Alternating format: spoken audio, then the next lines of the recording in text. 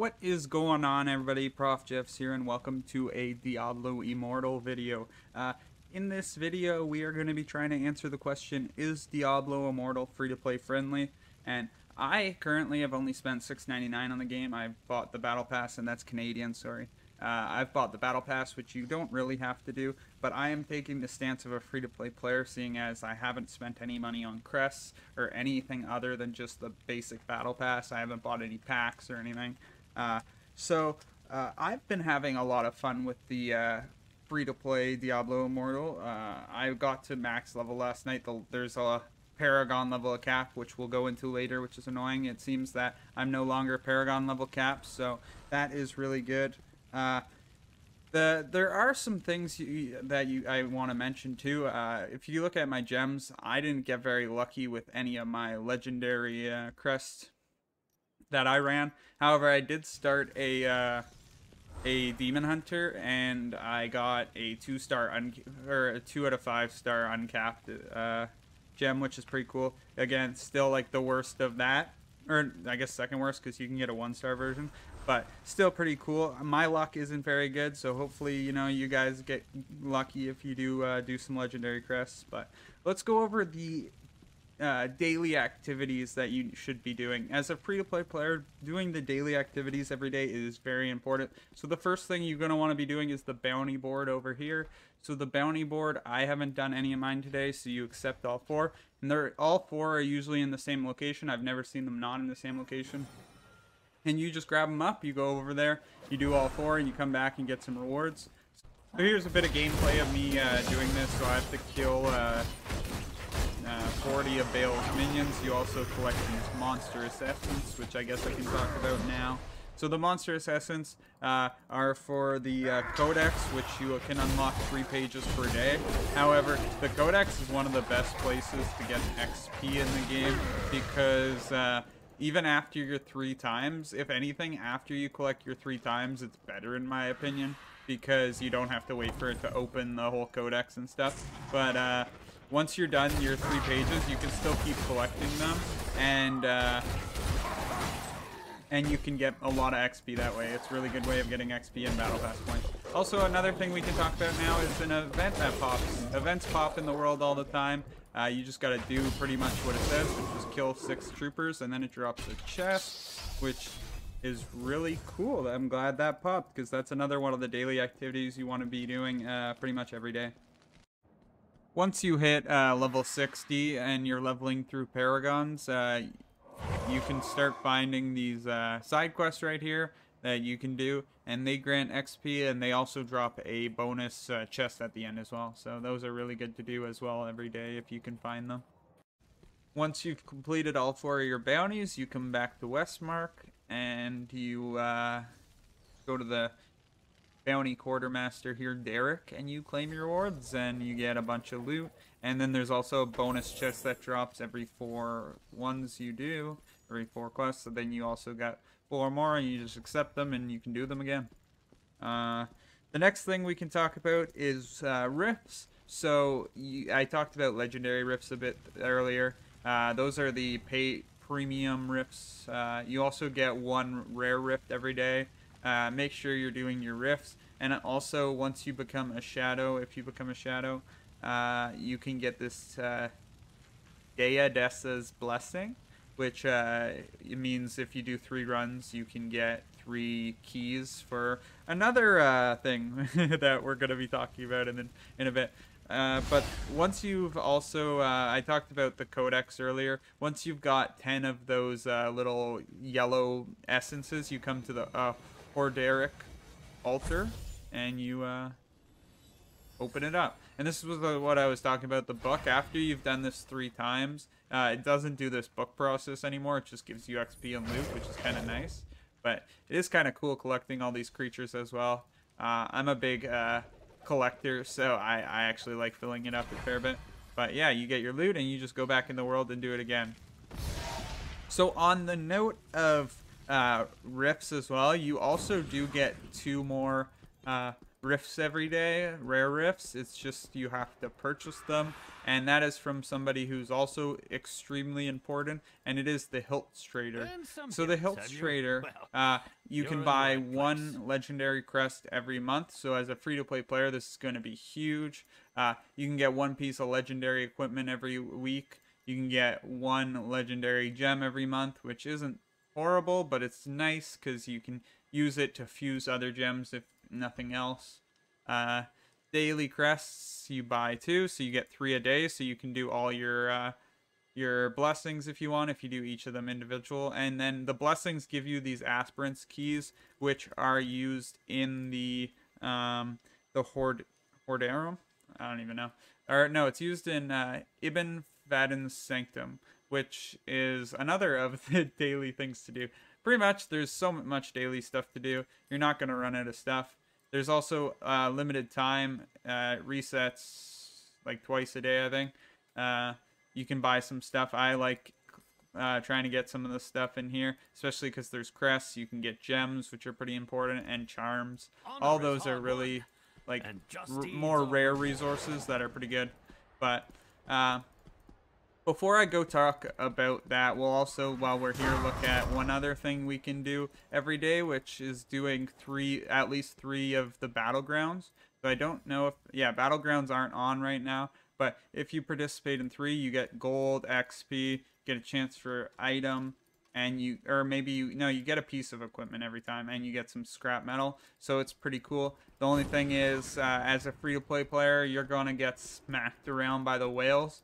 But the thing is, it's not win 3 battles, it's just play 3 battles. So at the end of the day, it's not that big of a deal. It's free XP and stuff. And I do like the PvP. It is pretty fun, and you can still do well as a free-to-play player. I'm usually top 1 or 2 on my team. However, I've been losing a fair bit recently, so it makes sense because we kind of get smacked around, some of us.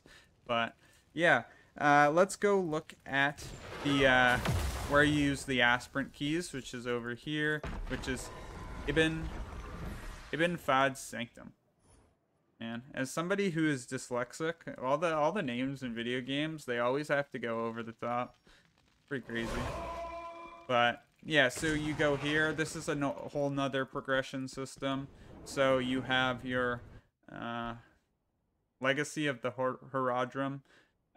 You collect different gems once you reach 60 by defeating Ancient Nightmare, defeating Lord Myrtanus on Hell mode. These are just like world bosses. You can get one in chests in the Sanctum, stuff like that. So, and then once a day, you can go through and fight your way through, and you can open some chests at the end, which give you gems to upgrade your Legacy of the Horadrim, like we saw just there. It also does drop some keys while you're doing it, so you do get a few bonus extra keys. It's usually like 3 or 4 usually, but I don't know exactly the number.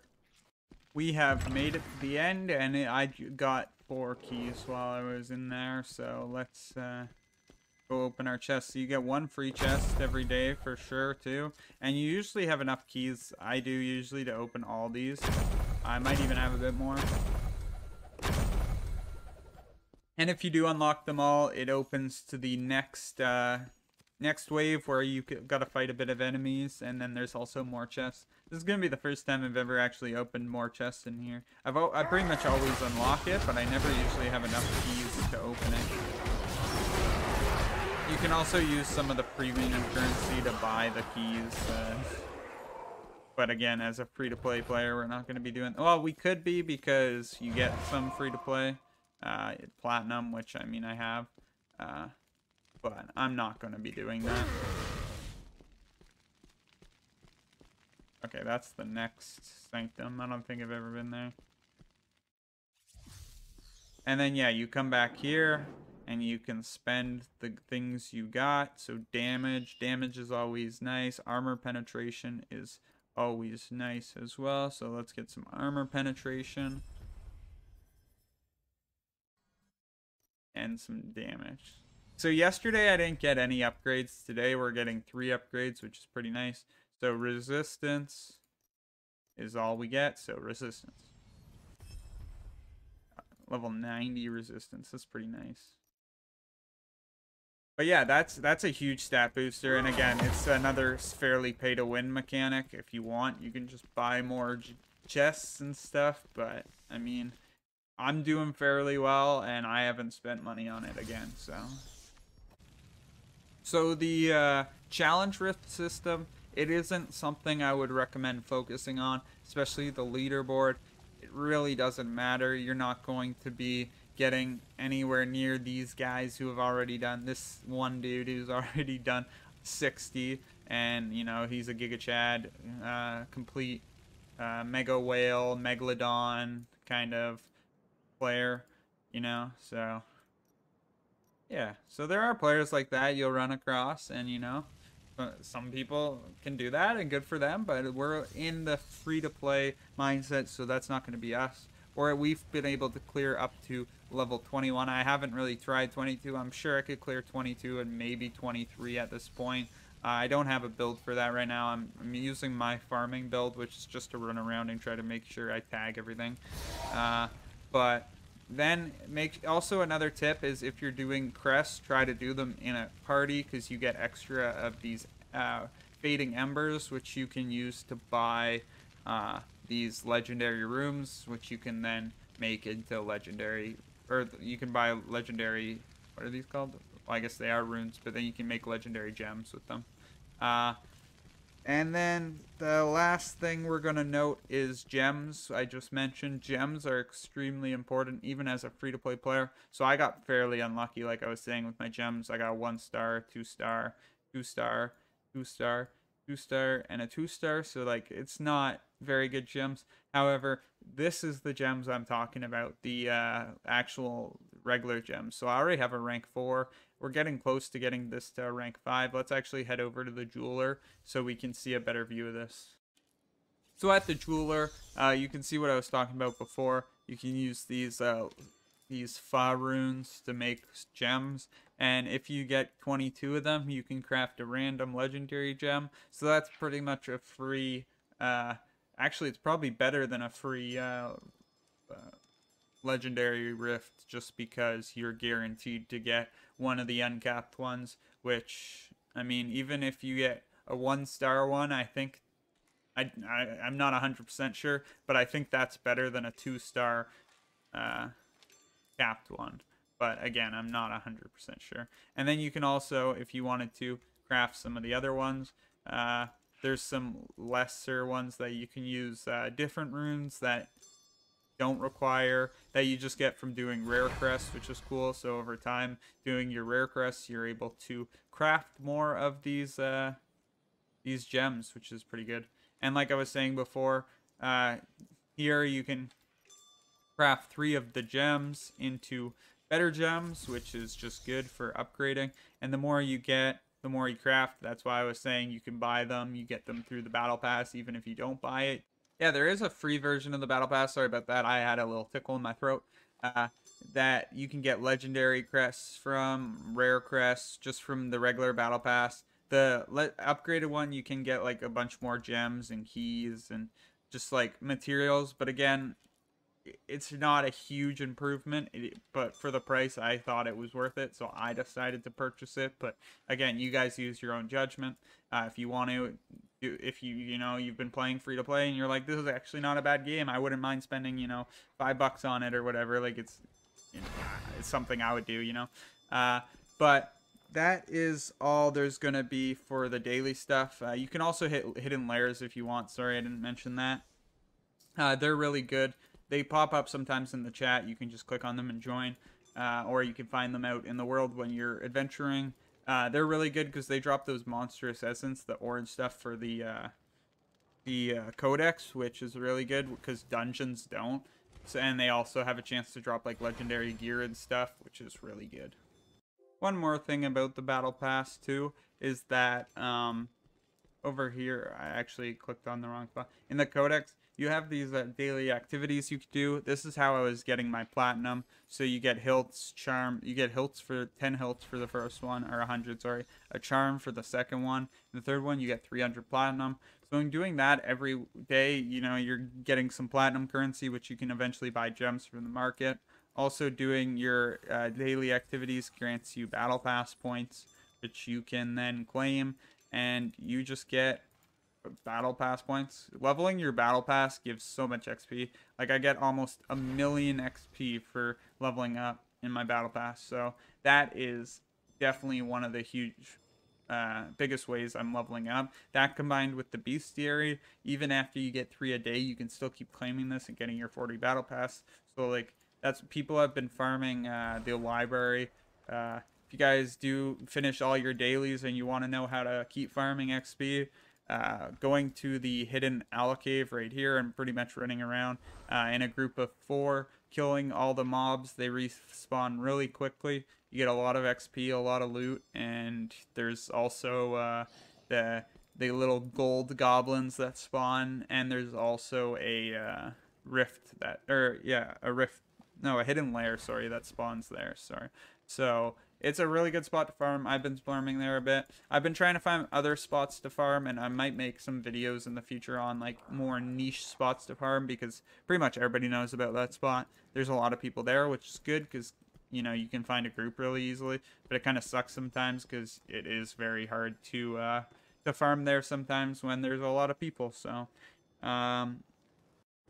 and once you hit max level, that's when things become interesting. You can go to the Adventure Seeker here, and you can start doing some side quests. You get one of these per day where you go and you do 3 side quests in a specific zone. I did show you guys the side quests earlier. You can do them in every zone, but there is one specific mission to do 3 of them in a specific zone that gives you bonus resources and stuff, which is pretty cool. There's also the elite quests, and I'm not 100% sure how to get these. I'm pretty sure there's like a world, there's a bunch of world quests in each zone that you do. I think one of those awards it. That's only available like a couple times a week, and that's how you can do some main quests. I was able to do one of those. Another thing at max level is, I mentioned earlier, the shadows. So the shadows, you have to be in a dark clan, and I'm in a dark clan. And so there's a bunch of stuff to get into the shadows. You got to be doing the shadow lottery, or you got to be in the dark clan, like I was saying. You can do all kinds of stuff. You get contracts, which are, you get 3 per weekly reset, and then you also get 1 per day. So there's dungeon ones and solo ones. I tend to do the solo ones. Again, you can accept, you kind of just like go and do it, and you just, you know, you get the rewards. Then there's also the other activities. So you have raiding the vaults, you can do once per day. Again, it's a time-based thing, so that's really good for rewards. I mentioned battlegrounds earlier. The assembly, I did that yesterday, and I was, like I was saying, XP capped or whatever. I was Paragon, max Paragon, and I still managed to get like 3 bars of XP for doing the assembly, and it only took like 5 minutes. It was worth it. It was kind of boring, but again, a lot of XP and really good rewards. And then I'm not really sure what the Rite of Exile is. I didn't talk about the Path of Blood as well. It's another floor kind of tower system where you can earn rewards to improve your rank. And improving your rank's really important because it increases your damage and defense. Like, it's just gives you overall stats, and like stats in the game are pretty solid. Completing contracts give you stuff, so I'm gonna be doing that. Raiding the vault once a day gives you stuff. Challenging different floors gives you more rewards, and opening chests in the vault. So I'm gonna get this today, which is really nice. When I do my vault raid, same with this. I need to complete a challenge rift, and it's just, again, daily stuff for the most part. So make sure you're doing that. And I have thrown a lot of information at you guys. There is a lot of stuff you can be doing in this game, and that's kind of the thing I liked about it, was that, you know, there, unlike most free-to-play games, which do cap you on like energy, let's say, or something, this game is not like that, in the sense that you pretty much always can keep playing it. Until yesterday, when I hit that that Paragon cap, server cap. That was one of the biggest like letdowns I have had when I was playing this game.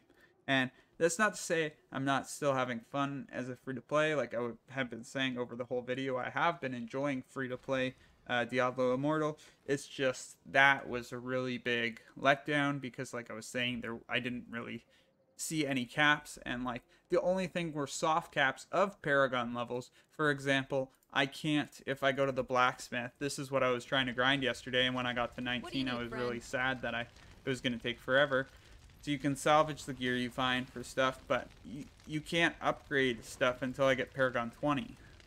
So I can't get stronger without Paragon 20.